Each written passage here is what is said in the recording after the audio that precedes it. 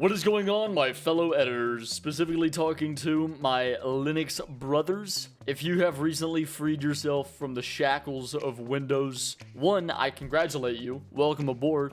But 2, if you are like me and you swapped over to Linux recently and you edit on Davinci Resolve, well then you probably were pretty damn confused when you tried to drag a recording into Davinci and was surprised when you found no audio there alongside with it. I know for me it was a head scratcher when I first tried to drop footage in there and I was like, okay, well, why isn't it working? What's going on? And I had to do some research and I figured out that, okay, the AAC audio codec just isn't supported with Linux due to licensing issues and other mumbo jumbo. Hopefully one day that gets resolved. But until then, we just gotta cope and use some workarounds and other solutions to make sure that we can still do our editing and get our jobs done. Now, solution number 1 is for the people that are recording their own footage. So rather than recording in the AAC codec, you can just record in an entirely different codec that is supported, so that way nothing changes in your workflow. So you want to go ahead and navigate to your OBS settings, go to your output, recording,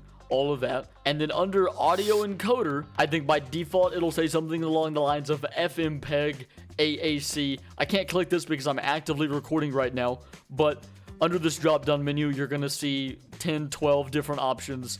The one you're looking for specifically is PCM, and there's going to be 3 of them depending on the quality of the audio you're looking for. I think there's 8-bit, 12-bit, 16-bit, and 32-bit. I could be wrong about that, but the specifics aren't important. If you're on an older version of Davinci Resolve, maybe go with the 16-bit option. But if you did recently upgrade to version 20 of Davinci Resolve, where they did start supporting 32-bit float, and you want that higher audio quality, well then go ahead and select the PCM 32-bit float option, and then you're good to go. You can hit apply, click OK, start recording, and then boom, you can drag and drop all your recordings right there into Davinci Resolve. And here's a recording that I just did to test this. So drag that right into Davinci, drag that down into my timeline. Oh, look at that, waveforms. So then you don't have to worry about missing those audio waveforms like you would on the AAC codec. Like for example, here's some Mafia footage, and this was recorded on the AAC codec,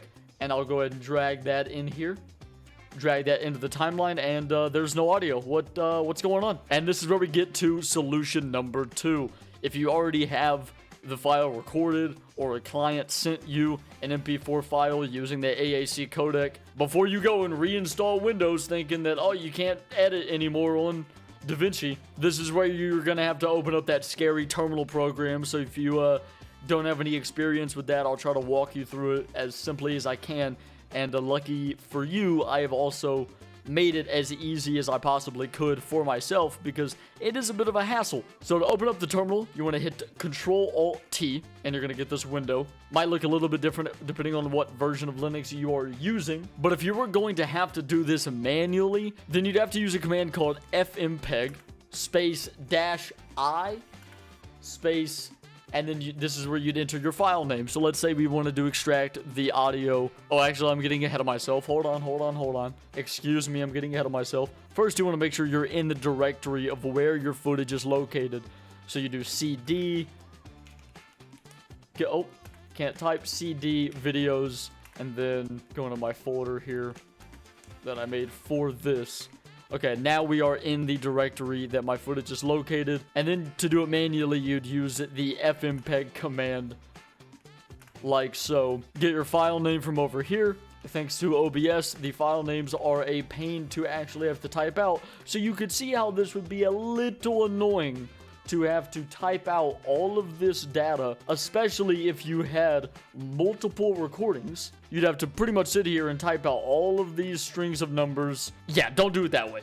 Not to mention, the whole thing gets even more complicated if you're someone like me who has to work with multiple audio tracks, like 3 or 4 per recording, and then you'd have to use another parameter called -map 0:A:0, and that last number is the identifier for the audio track that you're trying to reference and extract, 0 being the first track, 1 being the second track, and 2 being the third track, and so on. You get my point. And yeah, you'd have to do that for every audio track and every recording. So if you had 20 recordings of a project, with 4 audio tracks per recording, yeah, you'd have to sit there and run that command, I don't know, 80 times, which would be a pain. And I did that for about 3 days before I felt there has to be a better way. And there is. I have made a script which will just recognize all the audio recordings that you have in one folder and do it all for you and recognize how many audio tracks per recording, and we'll list it all out for you in a nice neat folder alongside the footage in the directory that you're in. And if that's something that's interesting to you, go down in the description below. I'll have the script there for you to download, and let me show you how to use it real quick. So let's go ahead and backspace all of this. So let's say, right, I'll go ahead and delete this from the folder, but we're already in this directory where I have a thing of footage located. So then instead of having to use that pesky fmpeg command, you first want to make sure that script is executable. And to do that, you'd have to do chmod plus X and then the name of the script itself, like so. Run that. Now the script is executable. Once it's executable, then you do this command to run the script itself. Hit enter, and it's going to start doing all that mumbo jumbo, doing its thing. Boom, done. It lets you know it's done. And then right here alongside the footage is a folder called extracted audio, and that's all 3 tracks from this recording. So then if you want to go ahead and take these 2 things and drag this into Davinci Resolve, let's go and delete this. So let's drag the initial replay. Okay, now you see there's no audio. Go and get rid of the audio tied to it. And then one by one, this is track 1. This is track 2, which track 2 has nothing on it because that would be my Discord track. And then track 3, which would be game audio, is right there. And you can see that it's all right there for you. Easy as that. And I mean, if you have several hour-long recordings and 15 recordings in a folder, then that script would take significantly longer to run. That was only a 5-minute clip, so it did go fairly quick. But if you have an entire folder of footage, well, it might not be that quick for you, but you just let it do its thing, get up, go make yourself a cup of coffee or something, come back, and then it should be done, and then boom, you can get to editing. I really hope that this tutorial helped out a few people and saved a lot of people a lot of trouble. If you have any questions about how anything else works, just let me know in the comments below. I'll try to get back to you as soon as I can.